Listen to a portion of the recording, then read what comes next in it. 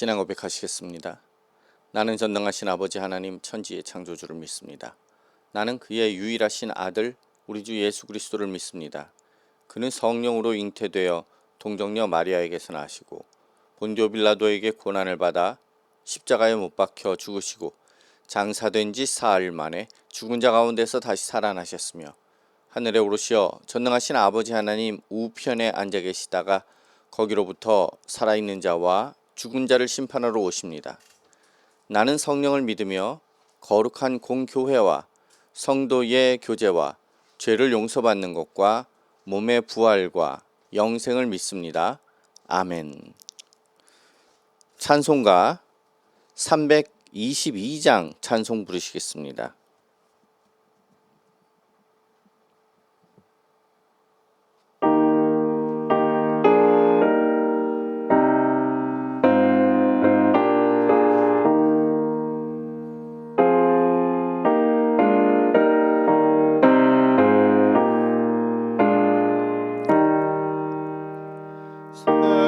세상의 헛된 신을 버리고 하나님 이름 높여 기리세 온 천하 백성 모두 나와서 다같이 하나님만 섬기세 세상의 헛된 우상 버리고 인간의 모든 부귀영화와 거짓과 불의 모두 버리고 온전히 하나님만 섬기세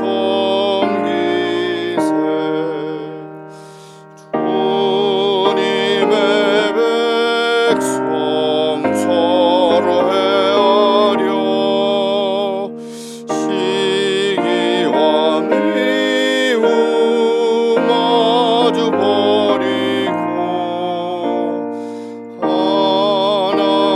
하나님만을 홀로 섬기는 천국을 어서 이뤄주소서.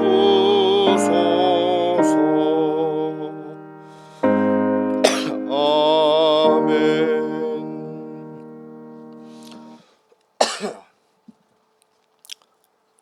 함께 나누실 말씀은 누가복음 14장입니다. 누가복음 14장 중에서 25절부터 35절까지를 내용을 가지고 오늘 말씀을 나누고자 합니다. 그 중에서도 특별히 26절과 27절을 대표절로 제가 대독하겠습니다. 물은 내게 오는 자가 자기 부모와 처자와 형제와 자매와 더욱이 자기 목숨까지 미워하지 아니하면 능히 내 제자가 되지 못하고 누구든지 자기 십자가를 지고 나를 따르지 않는 자도 능히 내 제자가 되지 못하리라. 아멘. 기도하시겠습니다. 은혜 하나님을 찬양합니다. 하나님 아버지께서 우리의 심령을 붙드시사 우리로 하여금 하나님이 원하시는 방법을 따라 오직 그리스도 안에서 하나님께서 우리에게 주시고자 하는 올바른 제자의 모습으로 자라날 수 있도록 인도하여 주시옵소서.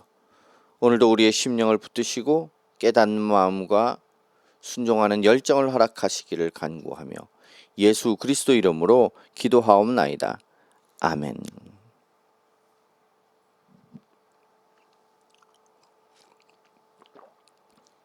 언제나 저희는 하나님의 전적인 권위, 전권적인 주권과 그 은혜와 우리를 그리스도의 피값으로 사셔서 참된 제자의 길로 걸어가게 하시는 주님의 은혜를 구합니다. 오늘도 이 누가복음 14장은 너무나 많이 설교되는 내용이죠. 특별히 오늘 25절부터 35절까지의 내용도 참 제자의 모습에 대해서 생각해 볼 수 있는 중요한 구절이기 때문에 많은 목사님들이 이 내용을 가지고 설교를 하십니다. 오늘도 우리도 동일한 은혜를 따라서 이 내용을 가지고 제자도에 대해서 생각해 보고자 합니다. 기독교 신앙에서 가장 치열하고 너무나 무거운 내용이, 아주 중요한 내용이 여기에 담겨 있습니다. 당시 수많은 무리가 예수님을 따르고 있었지요. 인간적인 관점에서는 사역의 대성공이라고 볼 수 있고 황금기라고 할 수 있는 시점이었습니다. 그런데 주님께서는 오히려 돌이키셔서 무리에게 가득한 거품을 걷어내시고 자기를 부인하는 참된 제자의 조건이 무엇인지를 엄하게 말씀하고 계십니다. 나를 따르고 있느냐?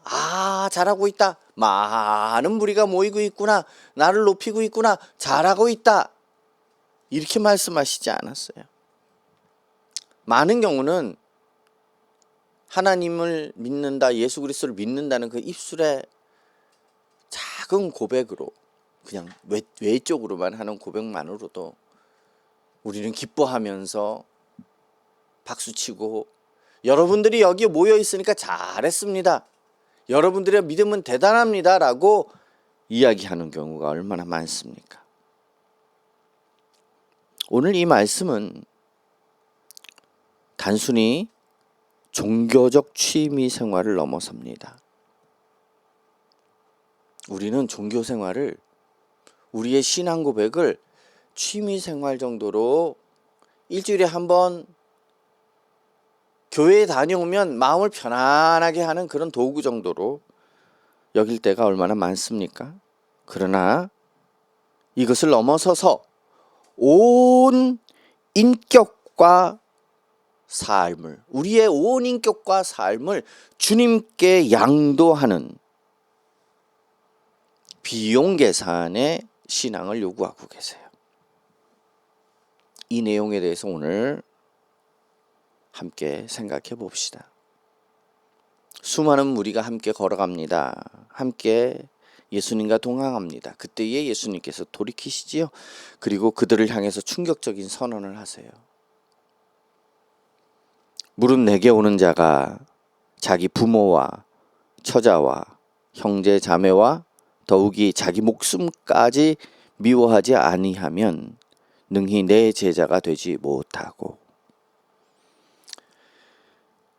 이것은 주님을 따르는 길이 인간적인 혈통, 가족 이기주의, 심지어는 자기 보전의 본능보다도 앞서야 하는 것을 강력하게 말씀하고 계시는 것입니다. 하나님은 인간에게 가정을 주셨어요. 부모님을 주셨습니다. 그리고 공경하라 이렇게 말씀하셨어요. 그래서 이 말씀은 문자적 그대로 가족을 증오하고 아내와 처자와 부모와 자기 목숨까지도 미워하라, 증오하라 이런 명령이 아닙니다. 신앙의 관점에서 이 말씀은 우선순위의 절대성을 말씀하는 거예요. 하나님보다 더 사랑하는 모든 것은 우상숭배다. 그런데 우리는 외적으로 볼 때는 우상숭배 안 하는 것 같아요. 그런데 너무나 많은 우상이 우리 심령 속에 자리 잡고 있고, 특별히 내가 가장 아끼는 것이 무엇입니까? 내 가족입니까? 돈입니까? 혹은 무엇입니까? 시간입니까? 하나님보다 더 사랑하는 것, 그것을 경고하고 계시는 거예요. 우상 숭배입니다. 창조주의자 구속주이신 예수 그리스도는 성도의 삶에서 두 번째 자리로 밀려날 수 없는 절대적인 분이세요. 구원의 은혜를 경험한 자는 주님의 사랑의 크기가 너무나 크고 압도적이어서 세상의 가장 친밀한 관계조차도 상대적으로는 덜 사랑하는, 오늘 성경에서 표현하는 것처럼 미워하는 상태가 되어야 하는 것을 말합니다. 그래서 미워하지 아니하면 할 때 이 미워하다라는 것은 감정적 적대감을 뜻하는 말이 아니고요. 히브리에서 쓰는 히브리적 관용구로서 이렇게 많이 쓰는 말로서 덜 사랑하다라는 뜻이에요. 이 순위로 두다라는 뜻입니다. 그런 대조적인 의미를 가져요. 그리스도를 향한 헌신이 그 어떤 세상적 관계보다도 더 탁월하고 더 앞서 있어야 한다라는 것을 강조하는 표현이라는 거지요. 그래서 이렇지 않으면 능히 내 제자가 되지 못하고 라고 하는 이 능히라는 말은 절대 불가능하다, 이 강력하게 부정하는 말입니다. 제자가 될 수 없는 거예요. 제자가 아니라는 거지요.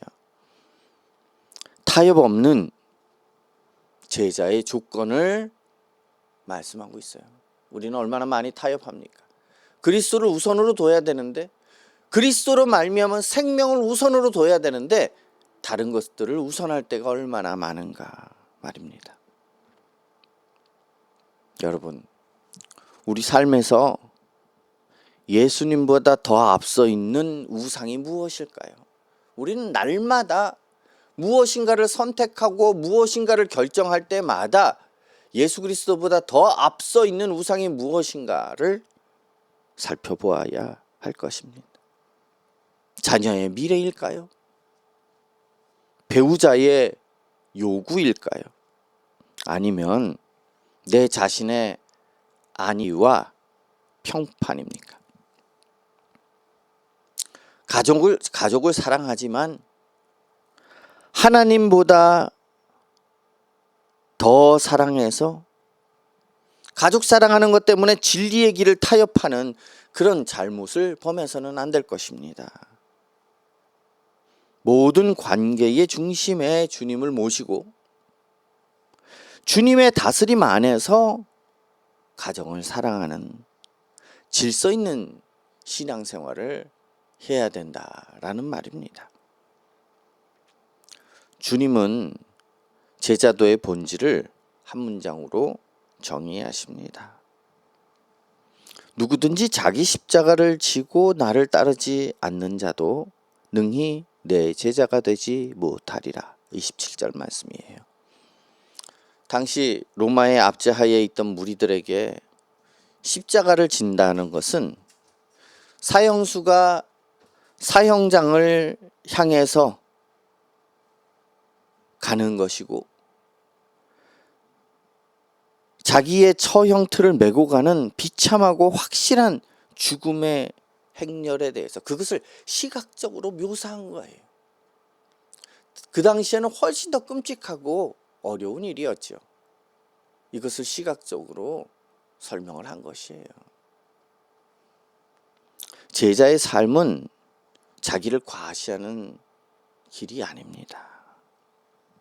자기를 부인하는 죽음의 길이에요. 자기 십자가란 주님을 따르기 때문에 필연적으로 감내해야 하는 고난과 책임입니다. 그리고 내 자아와 정욕을 매일 죽이는 영적 도전을 뜻합니다. 신앙은 십자가를 통과한 부활을 믿는 것이기 때문에 십자가 없는 영광은 가짜 복음이에요. 많은 사람들이 착각을 해요. 그냥 신앙생활하면 평안하게, 신앙생활하면 돈도 잘 벌고, 신앙생활하면 항상 건강하고, 신앙생활하면 항상 좋은 관계를 유지하고, 그래서 관계가 조금 안 좋거나 복음을 전하다 보면 관계가 안 좋을 때가 많거든요. 왜냐하면 세상은 복음을 이해하지 못합니다. 그래서 관계가 안 좋아지는 건 필수예요. 복음 때문에. 그런 필수적인 과정입니다. 우리 어떤 때는 돈이 없을 수도 있어요. 어떤 때는 건강을 잃을 때도 있지요. 그런데 이런 일이 오면 어떤 사람은 그럽니다. 에이, 네가 신앙생활을 잘못했기 때문에 건강을 잃은 거야. 네가 신앙생활을 제대로 안 하기 때문에 이런 어려운 일이 생긴 거야. 그리고 생각합니다. 내가 신앙생활을 잘 못해서 이런 일이 벌어졌나? 라고 말이죠. 사도들은 신앙생활을 못했기 때문에 박해를 받았습니까? 그런 개념을 내려놔야 돼요. 오히려 날마다 지속적으로 이런 십자가가 주님의 걸어가신 대속과 그 순종의 길이 우리에게도 역시 있다라는 거예요. 묵묵히 뒤따라가야 할 구속사적 의무가 있는 것입니다. 그래서 삶 속에 어려움이 보일 때 그것을 이상하다고 여기는 것이 아니에요. 여길 필요가 없습니다. 특별히 오늘 말씀에서 십자가를 지고라고 하는 이 지고는요, 어쩌다 한번 지는 것이 아니에요. 이 문법상 이 지고라는 뜻은 날마다 지속적으로 짊어지고 가야 한다라는 것을 말하는 단어의 뜻이에요. 십자가는 일회성 이벤트가 아닙니다. 마치 수련회 가서 막 가슴 뜨겁게 하다가 집에 와서는 말짱 도루묵이 되는 그런 일이 아니에요. 신앙이라는 것은요, 날마다 나를 깨고 예수 그리스도의 길을 가려고 하는 그 매일의 성장입니다. 그것이 십자가를 지는 거예요. 성도의 일평생의 삶의 방식인 것입니다. 우리는 주님 때문에 손해보고 있는 십자가가 있습니까? 교회 안에서 내 자존심이 상할 때, 관계에 있어서 불만이 있을 때, 혹은 세상에서 그리스도인이라는 이유로 불이익을 당할 때 그것을 피하려고 하지 마십시오. 그것이 바로 우리가 져야 할 자기 십자가입니다. 내 고집, 내 권리, 이 모든 것들을 십자가에 못 박고 묵묵히 주님의 말씀에 순종하면서 걸어가는 진짜 제자가 되어야 한다라는 것입니다. 주님께서는 제자가 되는 일이 얼마나 신중하고 철저해야 하는지를 두 가지 비유를 통해서 말씀하세요. 그냥 잠깐 감정에 휘둘려서 이렇게 해야지 저렇게 해야지 이렇게 하는 것이 아니고요. 첫 번째 비유는 망대를 세우는 건축가의 비유입니다. 자기가 가진 것이 완공될 때까지 그 비용이 족할는지 아닌지 먼저 앉아서 그 비용을 계산한다라는 비유입니다. 기초만 쌓고 끝내지 못하면 보는 자가 비웃는다, 이렇게 이야기를 합니다. 둘째로는 다른 임금과 싸우러 나가는 임금에 대한 내용으로, 내가 1만의 군사를 가지고 있는데 저 적군은 2만이에요. 대적할 수 있는지 먼저 헤아리라는 비유입니다. 만약에 안 되겠다, 만으로 2만을 대적하지 못하겠다 하면 사신을 보내서 화친을 청해야 한다는 것이지요. 이 비유들은 주님을 따르는 신앙이 일시적 감정, 충동적 열정, 이것으로는 지속될 수 없음을 말하는 거예요. 그러나 우리는 어떤 충동적 감정에 따라서 신앙이 이리저리 막 흔들릴 때가 얼마나 많은지 몰라요. 주님은 복음의 초대를 하실 때에 그 길에 따르는 고난과 대가에 대해서 숨기지 않습니다. 이단은요, 숨겨요. 잘못된 신앙은요, 숨겨요. 고난이 없이 모든 것이 다 좋은 것처럼 말이지요.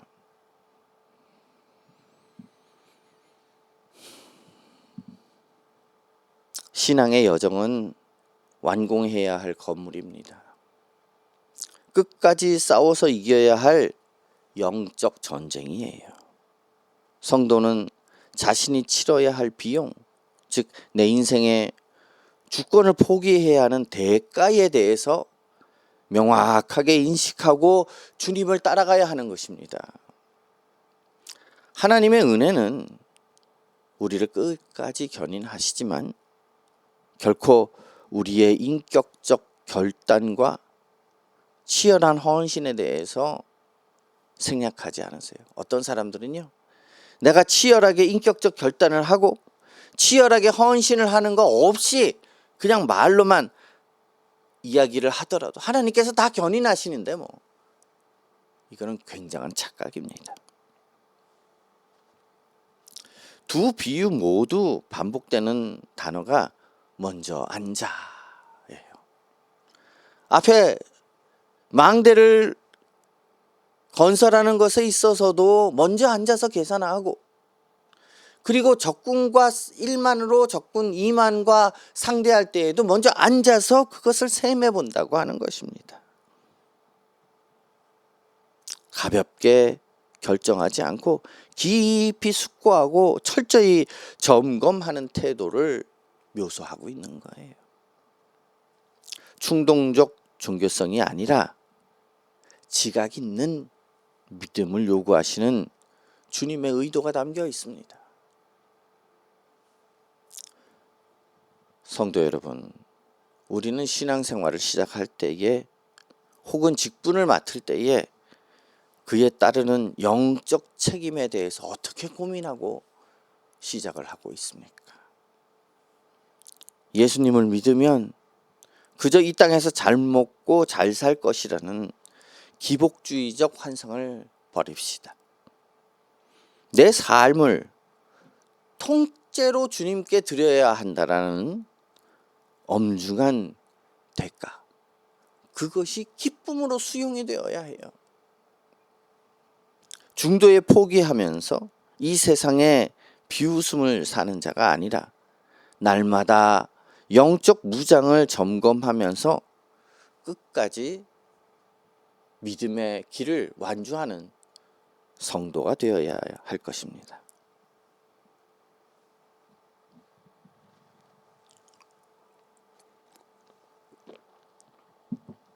주님께서는 비유의 결론을 내리십니다. 33절에 보면 이와 같이 너희 중에 누구든지 자기의 모든 소유를 버리지 아니하면 능히 내 제자가 되지 못하리라.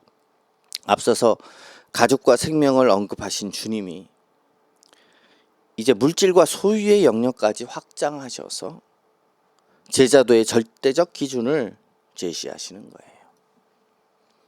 모든 소유를 버린다라는 것은 물질 그 자체를 악하게 여겨서 무소유로 살라는 도피주의가 아닙니다. 어떤 사람은 다 버리고요, 저 사막에 가서 높은 장대 위에서 지내고 하는 그런 역사적 사실들이 있었습니다. 그런 것들을 말하는 게 아니에요. 내가 가진 물질, 내가 가진 재능, 내가 가진 시간의 주인이 내가 아니라 하나님이심을 인정하는 청지기 사상이 바로 오늘 주님께서 마무리하는 말씀이세요.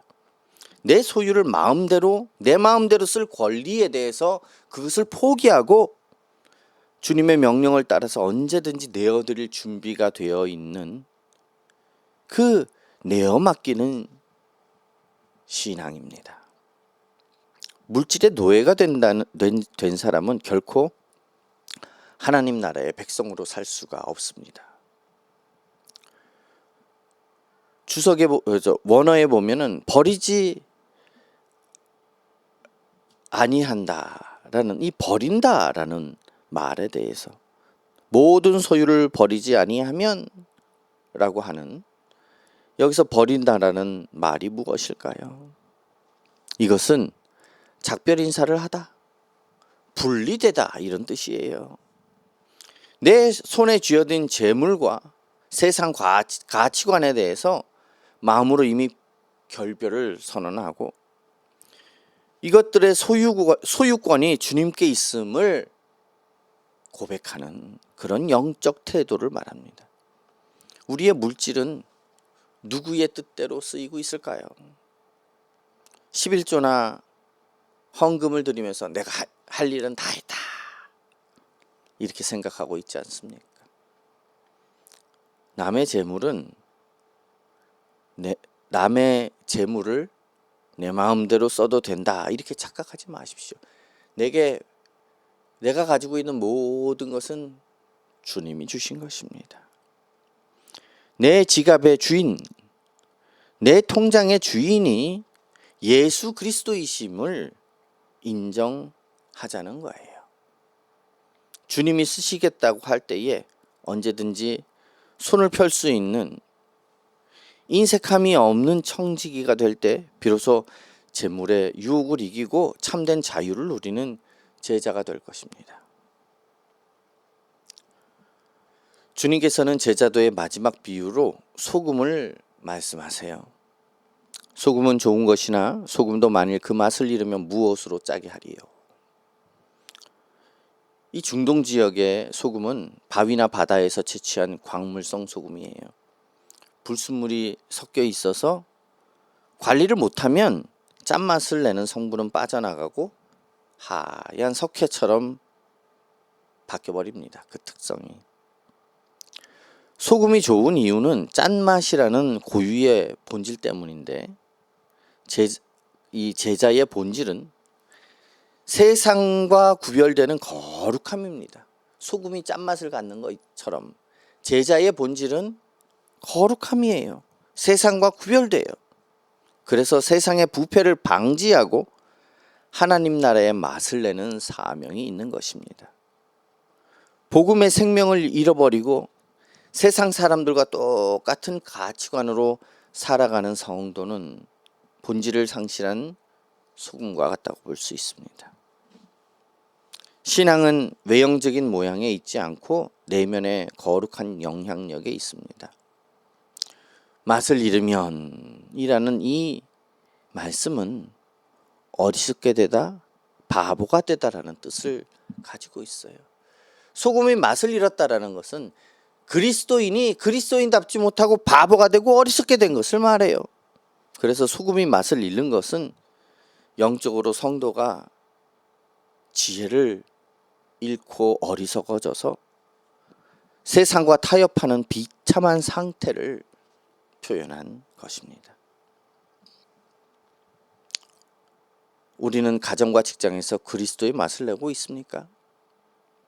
세상 사람들과 똑같이 돈을 사랑하고 이기적이고 똑같이 성공을 위해서 수단과 방법을 가리지 않고 똑같이 원망하고 똑같이 불평하고 그렇게 살고 있지는 않습니까? 만약 그러면 우리는 맛을 잃어가고 있는 거예요. 나를 통해서 예수님의 향기가 나타나도록 구별된 언어, 정직한 삶, 세상 속에서 이러한 것들로 짠맛을 내어야 할 것입니다. 오늘 맛을 잃은 소금의 처지에 대해서 주님은 엄중하게 말씀하십니다. 땅에도 거름에도 쓸데없어 내어버리느니라. 짠맛을 잃은 석회가루는요, 흙을 척박하게 만들어요. 그래서 땅에도 걸음에도 쓸모가 없습니다. 섞을 수가 없어요. 길가에 버려져서 그냥 사람들에게 밟힐 뿐이라는 것입니다. 그리고는 주님은 말씀하십니다. 들을 귀가 있는 자들은 들을지어다. 이 경고는 행위로 구원을 얻는다는 뜻이 아니고요. 참된 믿음에는 반드시 그 참된 믿음에 합당한 삶의 열매와 본질이 동반된다라는 것을 설명하고 계시는 거예요. 심판의 메시지입니다.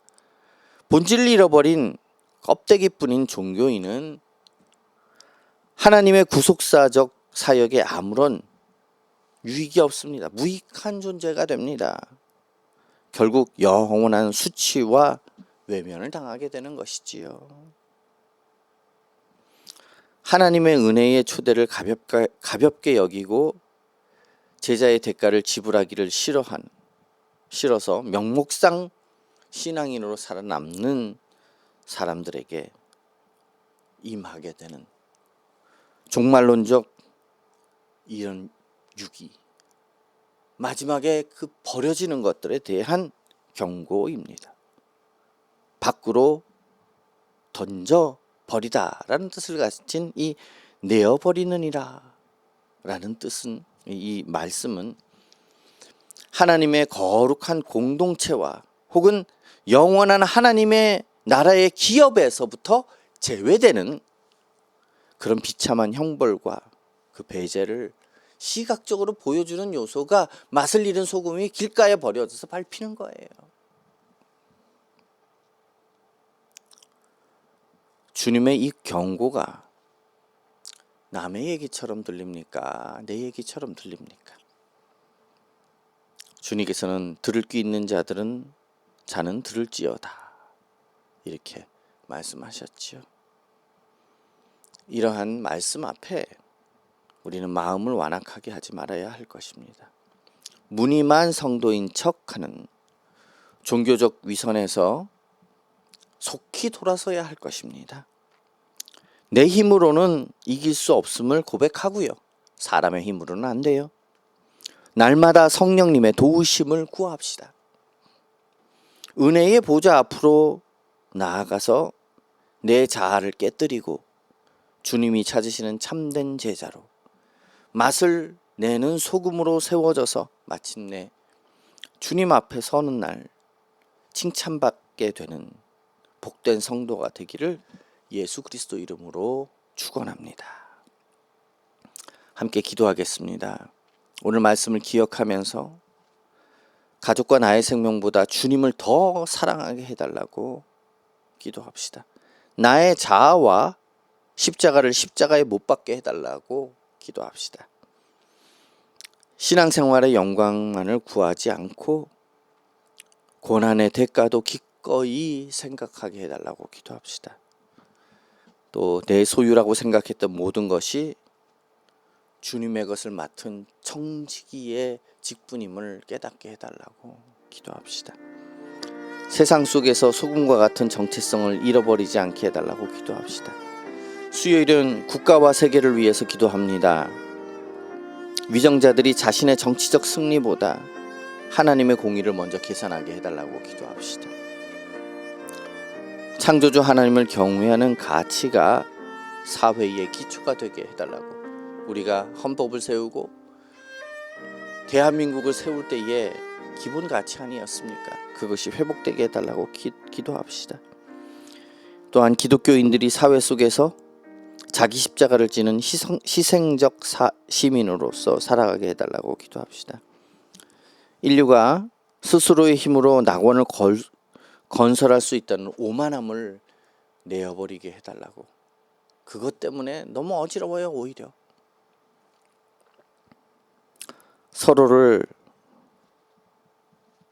압도하려는 탐욕을 버리고 진정으로 인류를 살리려고 하는 본질적 가치를 위해서 국가들이 힘쓸 수 있게 해달라고, 다 같이 오늘 말씀을 기억하며 또 세계와 국가를 위해서 기도하도록 하겠습니다. 하나님 아버지 은혜를 감사합니다. 하나님 나라를 최상의 가장 위의 가치로 두는 영적 질서를 확보하게 하시고, 그래서 가족과 나의 생명보다도 더 주님을 사랑하게 해주십시오. 육신의